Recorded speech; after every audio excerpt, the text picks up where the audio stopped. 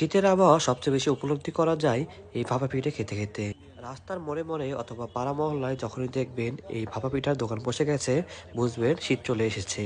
গ্রাম কিংবা মহল্লায় রাস্তার পাশে এমন শীতের আবহাওয়াতে ভাপা পিঠা খেতে আপনাদের কেমন লাগে? প্রতিবার শীত আসলে কি আপনারা ভাপা পিঠা খেয়ে থাকেন এই পাড়া মহল্লার দোকানগুলো থেকে? আর আপনাদের কাছে কি মনে হয় শীত মানে এই ভাপা পিঠার আনন্দ বা এই পিঠা উৎসব?